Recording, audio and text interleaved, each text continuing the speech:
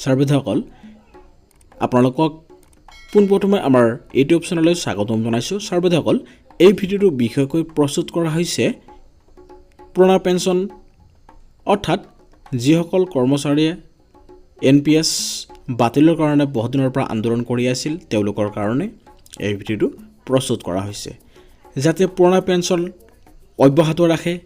তাৰ কাৰণে আপোনালোকে নিশ্চয় ইয়াৰ আগত এটা ভিডিঅ' পাইছিল গুৱাহাটীত, অৰ্থাৎ ৰাজপথ কপাই তোলা হৈছিল। ৰাজ্যৰ বিভিন্ন প্ৰান্তৰ পৰা শিক্ষক শিক্ষয়িত্ৰীসকলে গুৱাহাটী কপাই তুলিছিল। প্ৰায় 50,000 শিক্ষক শিক্ষয়িত্ৰীয়ে এই আন্দোলনত ভাগ লৈছিল। আজি আপোনালোকে স্ক্ৰীনত দেখা পাইছে চৰকাৰলৈ দিয়া সময়সীমা উকলিল, আৰু সেই প্ৰতিবাদত মাননীয় মুখ্যমন্ত্ৰীগৰাকীয়ে অৰ্থাৎ হিমন্ত বিশ্ব শৰ্মা ছাৰদেৱে এটা আশ্বাস দিছিল তেওঁলোকৰ মেটাৰটো বিবেচনা কৰিব আৰু কম সময়ৰ ভিতৰত NPS বাতিল কৰি পুৰণা পেঞ্চন স্কিম যিটো আছিল এইটো বাহাল ৰাখিব, কিয়নো এইটো বেলেগ ষ্টেটতো বাহাল ৰাখিছে। আৰু সেইমৰ্মে 2005 চনৰ পিছত এতিয়ালৈকে যিমান শিক্ষক শিক্ষয়িত্ৰী এপইণ্টমেণ্ট পাইছে তেওঁলোকৰ এই পুৰণা পেঞ্চনটো যিহেতু তেওঁলোকৰ বাবে প্ৰযোজ্য হোৱা নাই, এই আগৰ তেওঁলোকে NPS প্ৰথাটো বাতিল কৰি পুৰণা পেঞ্চন স্কিমটো যাতে আকৌ বাহাল ৰাখে তাৰ কাৰণে প্ৰতিবাদী কাৰ্যসূচী লোৱা হৈছিল। আপোনালোকে স্ক্ৰীনত দেখা পাইছে ছাৰবিধাসকল চৰকাৰলৈ দিয়া সময়সীমা উকলিল। ডিচেম্বৰতে প্ৰতিবাদী কাৰ্যসূচী ল'ব ক্ষুব্ধ কৰ্মচাৰীয়ে। NPS ব্যৱস্থা প্ৰত্যাহাৰ কৰি পুৰণি পেঞ্চন ব্যৱস্থা বাহাল ৰাখিবলৈ ৰাজ্য চৰকাৰক বান্ধি দিয়া সময়সীমাৰ ভিতৰত কোনো সঁহাৰি লাভ নকৰাত ক্ষুব্ধ হৈ পৰিছে কৰ্মচাৰী সমাজ। পূৰ্বে বান্ধি দিয়া সময়সীমা অনুসৰি 30 নৱেম্বৰলৈ কোনো সঁহাৰি প্ৰদান নকৰাত পুনৰ আন্দোলন কাৰ্যসূচী গ্ৰহণ কৰিবলৈ কৰ্মচাৰী সমাজে সিদ্ধান্ত গ্ৰহণ কৰিছে। চলিত ডিচেম্বৰ মাহ অথবা অহা জানুৱাৰীৰ ভিতৰত NPS প্ৰত্যাহাৰৰ দাবীত ৰাজ্যৰ কৰ্মচাৰীয়ে পুনৰ দীঘলীয়া প্ৰতিবাদী কাৰ্যসূচী ৰূপায়ণ কৰিব। আজি এই কথা সদৰি কৰিছে সদৌ অসম চৰকাৰী NPS কৰ্মচাৰী সংস্থাৰ সভাপতি অচ্যুতানন্দ হাজৰিকা আৰু সাধাৰণ সম্পাদক অপূৰ্ব শৰ্মাই। এক বিবৃতিতে হাজৰিকাই কয় যে চৰকাৰী কৰ্মচাৰীসকলৰ সামাজিক সুৰক্ষাৰ স্বাৰ্থত পুৰণি পেঞ্চন ব্যৱস্থা পুনৰ প্ৰতিষ্ঠাৰ বাবে ধাৰাবাহিক আন্দোলন চলাই আহিছে। ইয়াৰ অংশ হিচাপে যোৱা 8 নৱেম্বৰত গুৱাহাটী দিছপুৰ চলো কাৰ্যসূচী ৰূপায়ণ কৰা হৈছিল, য'ত হাজাৰ হাজাৰ শিক্ষক কৰ্মচাৰীয়ে অংশগ্ৰহণ কৰিছিল। আৰু সেই প্ৰতিবাদী কাৰ্যসূচীৰ সময়তে কৰ্মচাৰী সমাজে ইতিবাচক সঁহাৰি প্ৰদান কৰিবলৈ চৰকাৰক 30 নৱেম্বৰলৈ সময় বান্ধি দিছিল, কিন্তু চৰকাৰে এই ক্ষেত্ৰত নীৰৱতা অৱলম্বন কৰিছে।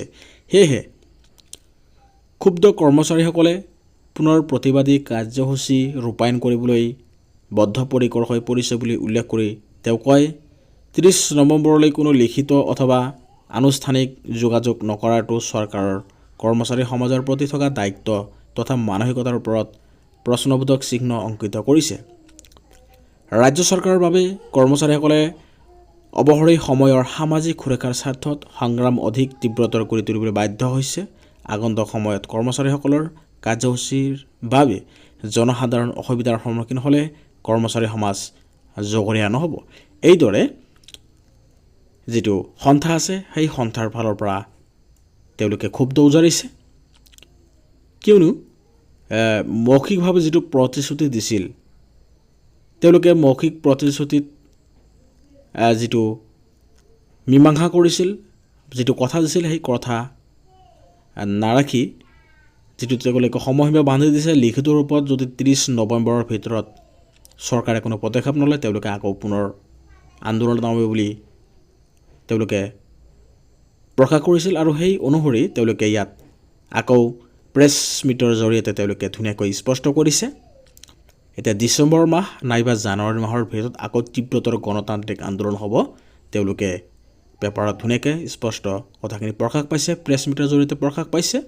ছাৰবিধাসকল এই যিটো NPS আৰু OPS এই বিষয়ক লৈ যিটো সমগ্ৰ অসমতেই নহয় সমগ্ৰ ভাৰতবৰ্ষৰ এক সমস্যা, ভাৰতবৰ্ষত যিমান লাখ লাখ কৰ্মচাৰী আছে তেওঁলোকৰ এক সমস্যা, কিয়নো 2005 চনৰ পিছত যিমান এপইণ্টমেণ্ট হৈছে তেওঁলোকৰ যিটো পুৰণা পেঞ্চন আছে এই পুৰণা পেঞ্চনৰ পৰা তেওঁলোকক বিৰত ৰখা হৈছে, কিয়নো পুৰণা পেঞ্চন থাকিলে এটা পৰিয়ালৰ ছিকিউৰিটি থাকে।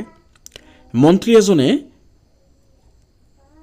5 বছৰৰ কাৰণে নিৰ্বাচিত হৈ তেওঁ গোটেই বছৰ তেওঁৰ মৃত্যুৰ সময়লৈকে তেওঁ পেঞ্চন পাই থাকে, কিন্তু এজন শিক্ষকে 60 বছৰ কাৰ্যকাল হিচাপে সমাপ্ত হোৱাৰ পিছত তেওঁ এই পেঞ্চনৰ পৰা বিৰত থাকিব। ইয়াতে সাংঘাতিক ৰহস্য সোমাই আছে। গতিকে অন্যান্য মন্ত্ৰী বিধায়কসকলে যিদৰে তেওঁলোকৰ পেঞ্চন তেওঁলোকৰ OPSটো সুৰক্ষাত আছে, ঠিক সেইদৰে অন্যান্য কৰ্মচাৰীসকলৰ বাবেও এই ব্যৱস্থাই বাহাল ৰখা উচিত। আইন এটাই হোৱা উচিত, সংবিধান এখনেই যিহেতু। গতিকে আৰু কিছুমান ষ্টেটত কেন্দ্ৰৰ ফালৰ পৰা যিটো অৰ্ডাৰ দিছে যে তেওঁলোকৰ NPSহে হ'ব, OPS নহয়, কিন্তু বেলেগ বেলেগ ষ্টেটত দেখা যায় আগৰ যিটো পুৰণা পেঞ্চন স্কিম আছিল সেই পুৰণা পেঞ্চন স্কিমটো আকৌ বাহাল ৰাখিছে। গতিকে অসমে কিয় নোৱাৰিব, অসমেও পাৰিব। ছাৰ্ভেদসকল, আপোনালোকৰ এই যিটো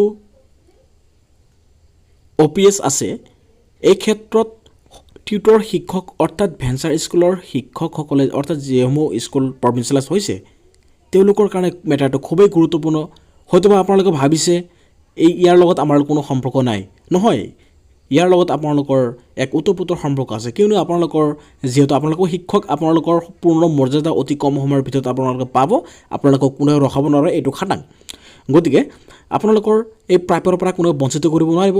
আৰু এই সুবিধা যদি অন্যান্য শিক্ষক শিক্ষয়িত্ৰীয়ে পাব, আপোনালোকেও নিশ্চয় ইয়াৰ বেনিফিটটো পাব, কিয়নো অন্যান্য শিক্ষকসকলে যদি এই পুৰণা পেঞ্চন আগৰ নিচিনা বাহাল ৰাখে আপোনালোকেও এই সুবিধা আপোনালোকে পাব। কিয়নো পুৰণা পেঞ্চনৰ পৰা যিটো বেনিফিট আছে আপোনালোকৰ ফেমিলিৰ ছিকিউৰিটি, ভৱিষ্যত আপোনালোকৰ ল'ৰা ছোৱালীৰ ক্ষেত্ৰত, সন্তানৰ ক্ষেত্ৰত, ফেমিলিৰ প্লেনিঙৰ ক্ষেত্ৰত আপোনালোকৰ সম্পূৰ্ণভাৱে এক ছিকিউৰিটি থাকিব। আৰু OPS যদি বাহাল নাথাকে নিশ্চয় শিক্ষক শিক্ষয়িত্ৰীসকলে এক মানসিক চাপত পৰিব। গতিকে এই সমস্যাটো সমাধানৰ লগে লগে আপোনালোকেও এই কেটেগৰীত পৰি যাব, কিয়নো ভেঞ্চাৰ আৰু টিউটৰ শিক্ষকসকলৰ চাকৰি কাৰ্যকাল খুব কম আৰু আপোনালোকৰ এই অৰ্থাৎ বহুত দিনৰ পৰা কৰ্মৰত হৈ আছে, কিছুমানে এবছৰ কিছুমানে 2 বছৰ কাৰ্যকাল হিচাপে থাকিব। আৰু এই বেনিফিটটো অহাৰ লগে লগে আপোনালোকৰ যেতিয়া 1 মাহো যদি বা এদিনতো আপোনালোকে কৰ্মৰত হৈ থাকে আৰু সেই সময়ত যদি আপোনালোকে ৰিটায়াৰমেণ্ট লয় তেতিয়াহ'লে আপোনালোকে ইয়াৰ বেনিফিটটো সম্পূৰ্ণভাৱে পাব। গতিকে এই ক্ষেত্ৰত আপোনালোকে শিক্ষকেই টিউটৰ কেতিয়াও শিক্ষক নহয় এই কথাটো অসম্ভৱ। আপোনালোকে এই কথাটো কেতিয়াও মানি নল'ব আৰু সময়ে আপোনালোকক প্ৰত্যুত্তৰ দিব। আপোনালোকৰ একোজন শিক্ষক, আপোনালোকৰ একোটা সমাজৰ, একোটা আপোনালোকৰ নেশ্যন, আপোনালোকে সমাজ গঢ়োতা। গতিকে আপোনালোকক কোনেও ইয়াৰ পৰা বঞ্চিত কৰিব নোৱাৰিব। আপোনালোকৰ ছাৰ্ভেদসকল বিশেষকৈ NPS বাতিল হ'ব লাগে আৰু পুৰণা পেঞ্চন বাহাল ৰাখিব লাগে। এই ক্ষেত্ৰত আপোনালোকেও সহযোগিতা আগবঢ়া উচিত। বিশেষকৈ OPS আহক, সকলোৰে ভৱিষ্যত এক ছিকিউৰিটি নিৰাপত্তা পাওক, তাৰে কামনা কৰি আজিৰ এই ভিডিঅ'টো সামৰণি মাৰিছোঁ। ধন্যবাদ। জয় আই অসম।